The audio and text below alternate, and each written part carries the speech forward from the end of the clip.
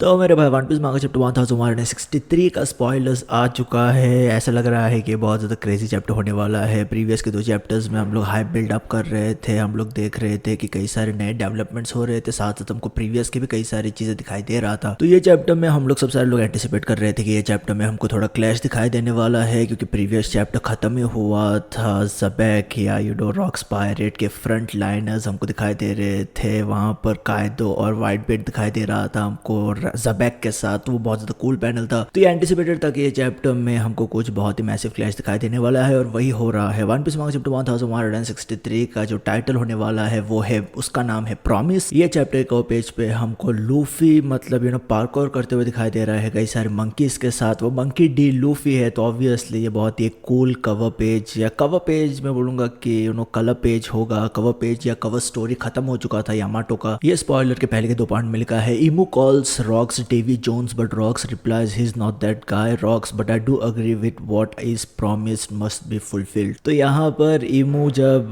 मतलब फिर से मिलता है, फिर से देखता है हमारे भाई ज़बैक को, तो वो उसको डेवी जोन्स बोलता है। तो डेफिनेटली डेवी जोन्स ने एक बहुत ही अच्छा खासा छाप छोड़ा है इमू के ऊपर। तो ये देख के मुझे काफ़ी अच्छा लगा। और यहाँ पर रॉक्स बोल रहा है कि मैं डेवी जोन्स नहीं हूँ। हमको पता है कि rocks kind of a descendant है डेवी जोन्स का, उसका लिनिएज है, डायरेक्ट लिनिएज है। पर यहाँ पर रॉक्स बोल रहा है कि मैं डेवी जोन्स तो नहीं हूँ, पर जो मैंने तेरे को वादा किया था वो तो निभाना पड़ेगा ही, ठीक है। यहाँ पर इस तरीके के फिल्मी डायलॉग्स चल रहे हैं, और मुझे लगता है कि ये यहाँ पर रॉक्स रिफर कर रहा है। हमको पता है कि वो थ्रोन रूम में गया था, रॉक्स बहुत ही अच्छा खासा चाय, अदरक वाली चाय पी के आया था इमू के साथ, और उसने बोला था कि फिर से मैं आऊँगा, फिर से अदरक वाली चाय पीने आऊँगा मैं तेरे सामने। तो वो उसने प्रॉमिस किया था। मुझे लगता है कि वही प्रॉमिस के बारे में बात किया जा रहा है। Maybe that is there is deeper meaning to it. Maybe जब डेवी जोन्स और इमू के बीच में फाइट हुआ था प्रीवियसली वर्ल्ड सेंचुरी में, या कई सारे सेंचुरीज बैक, तब मे बी डेवी जोन्स ने बोला होगा मैं कि फिर से वापस आऊँगा। वही मे बी नॉस्टैल्जिक लगे इमू को कि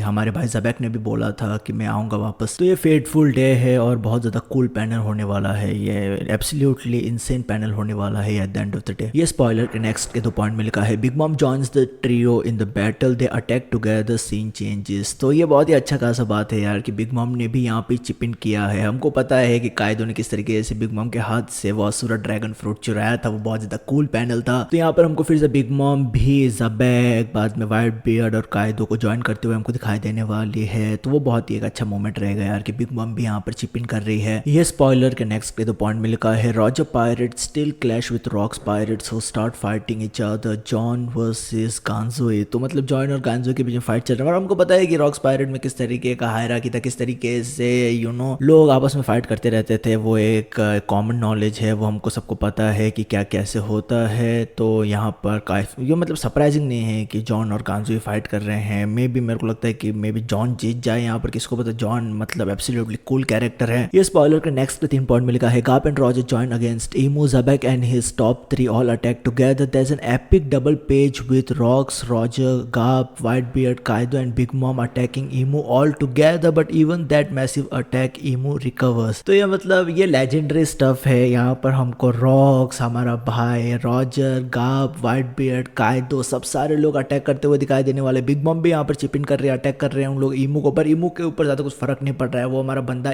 काइंड ऑफ रिकवर कर रहा है। हमको पता है कि इमू ने सैंजे गार्सिया की बॉडी के ऊपर पोजेशन लिया था, और उस तरीके से वो ये पूरे गॉड वैली इंसिडेंट में इन्वॉल्व हुआ है। और वो मैंने बोला भी था कि इमू का इन्वॉल्वमेंट होने वाला है गॉड वैली आइलैंड पे। मैं काफी लंबे समय से बोल रहा था, मेरे को लग रहा था कि गार्लिंग के बॉडी के ऊपर पोजीशन लेगा, पर गार्लिंग को तो पहले ही ठोक दिया था हमारे भाई ज़बैक ने। तो that is legendary, that was legendary stuff. This is absolutely next level legendary stuff. ये स्पॉइलर के फाइनल पॉइंट में लिखा है, chapter ends with Imu using Domi reversal on Rocks and ordering to kill his family. मेरे भाई ये absolutely insane है। ये इंसेन इस वजह से नहीं है कि इमू ने डॉमी रिवर्सल यूज किया है ज़बैक के ऊपर। मुझे समझ में नहीं आ रहा है कि ज़बैक के ऊपर कैसे वो काम किया। अगर ज़बैक के ऊपर काम कर रहा है डॉमी रिवर्सल, तो कई सारे लोग बहुत पहले से थियरीज बना रहे थे, बात कर रहे थे किस तरीके से, जिस तरीके से हमने देखा है इमू को इन्वॉल्व होते हुए एल्बेफ में, और हमने देखा है कि इमू ने कई सारे जायंट्स के ऊपर डॉमी रिवर्सल किया था, अभी उसके पास जायंट्स का आर्मी है। तो उसी तरीके से हम लोग सोच रहे थे क्या हमारा भाई या बंदा, ये जो फाइनल विलन है, जो सपोजिटली फाइनल विलन है इस पूरे सीरीज का, जिसका नाम है इमू, और उसने गुंको की बॉडी के ऊपर पोजीशन लिया था एल्बेफ में। तो हम लोग तभी सोच रहे थे कि क्योंकि इमू ने डॉमी रिवर्सल का एबिलिटी दिखाया था उस टाइम पे, तो सोच रहे थे, कई सारे लोग थियरीज बना रहे थे कि क्या वो लूफी के ऊपर भी भी कर सकता है वो। अब अगर यहाँ पर ज़बैक के ऊपर यूज किया और ज़बैक के ऊपर काम किया है ये डोमी रिवर्सल का ability, then I am like I don't know man, I don't know man, I really don't know man. May be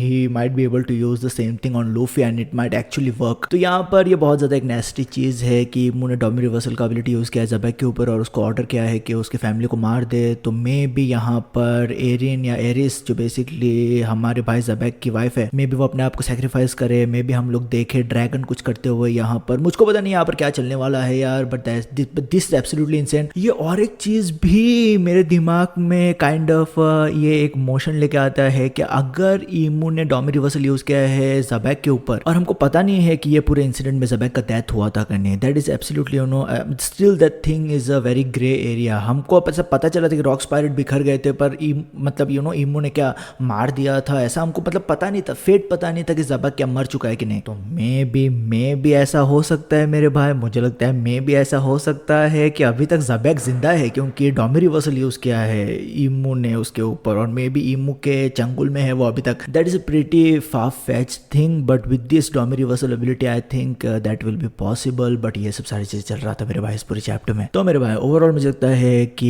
ये 9 वाला चैप्टर होने वाला है, स्ट्रॉन्ग 9 वाला चैप्टर होने वाला है, क्योंकि हमको यहाँ पर फाइट्स दिखाई देने वाला है यार। बहुत ही बड़े बड़े हिट लाइनर, बड़े बड़े मैसिव बंदे जो इस सीरीज के हैं वो हमको फाइट करते हुए दिखाई देने वाले, एक्शन में दिखाई देने वाले हैं इमू के अगेंस्ट। और मुझे पता नहीं कि शीकी का क्या हुआ यार, शीकी क्या कर रहा है, कहाँ पर चला गया यार। बिग मॉम ने भी यहाँ पर चिप इन किया है, तो शीकी क्या कर रहा है मेरे भाई, तो कहाँ पर उड़ रहा है मेरे भाई। तो मुझे पता नहीं यार शीकी क्या कर रहा है, but that will be also very interesting to see as to what Shiki is doing in this current story line. Maybe Shiki Roger Pirates के साथ फाइट कर रहा है, मुझको पता नहीं यार यहाँ पर क्या चल रहा है रॉजर यू नो शीकी के साथ। पर मेरे भाई ये एब्सोल्युटली इंसेन थिंग है कि ज़बैक को कंट्रोल कर दिया है यू नो इमू ने डोमी रिवर्सल के जरिए से। उसके बहुत ही वाइडर इम्प्लीकेशन है मेरे हिसाब से, अगर हम लोग सोचेंगे तो इसके ऊपर बहुत सारी थीरीज बना सकते हैं। पर ये सब सारी चीज़ें था यार इस पूरे वीडियो को लेकर। अगर तुमको पसंद आया तो डेफिनेटली लाइक कर देना, वो मेरे चैनल को सपोर्ट करेगा, हेल्प करेगा। पर ये सब सारी चीज़ें था, तो मुझे याद रखे तेरा भाई वीआरपी, ख्याल रखो अपना, पीस मेरे भाई।